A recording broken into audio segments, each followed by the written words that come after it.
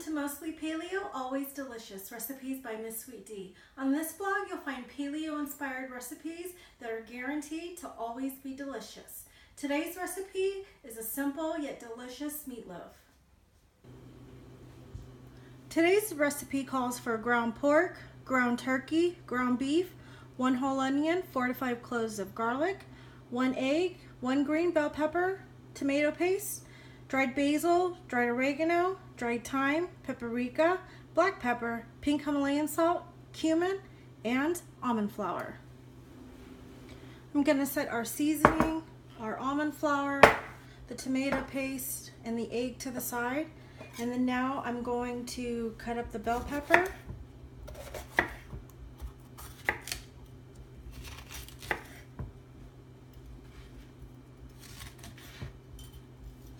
And we're just going to cut these into a small dice.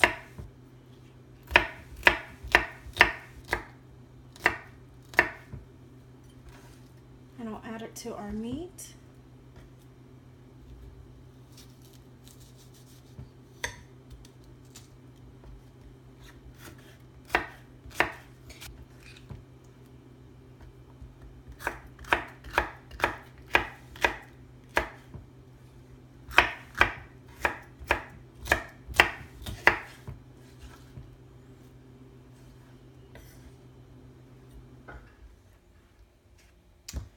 And I'm going to do a rough dice on the onions as well.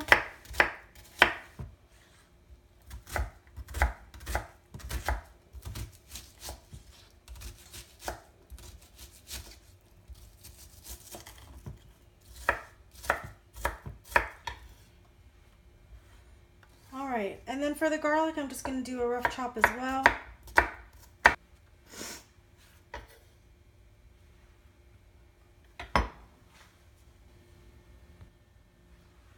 So I've got all my diced and chopped garlic, bell pepper, and onions added to the meat.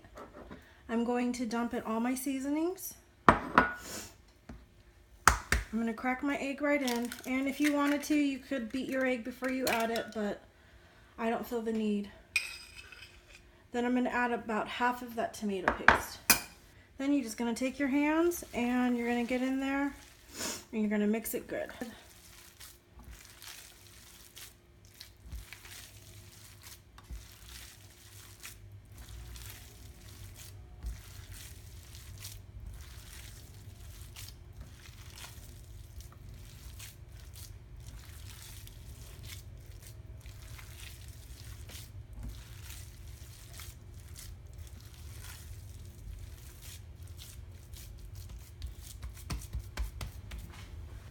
So this recipe will actually make you 2 pans of meatloaf. If you're anything like me, I'm a working full-time mother, so it's important that I have access to leftovers and to easy meals throughout the week. And meatloaf is just one of those things that I think everybody enjoys leftover and holds it pretty well too. So you're just going to evenly divide this between your 2 pans. And if you're not into leftovers, you don't enjoy having extra food on hand, then just have the recipe.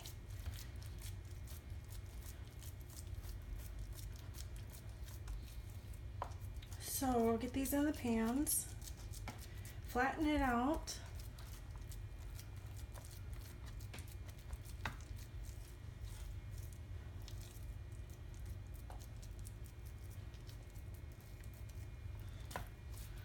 Want it in there nice and tight.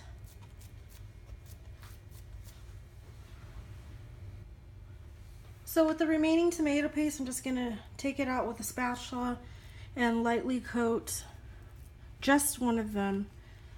Some of us like tomato paste on the top and some of us don't.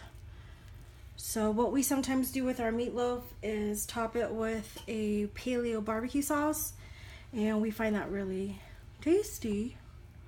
So one will be tomato paste, and then the other we will top it with barbecue sauce when it's almost done. If you wanted to, you could add a little stevia to this tomato paste, a little coconut sugar, but I try to follow a mostly Whole30 template. So I try to avoid adding any sugar at all.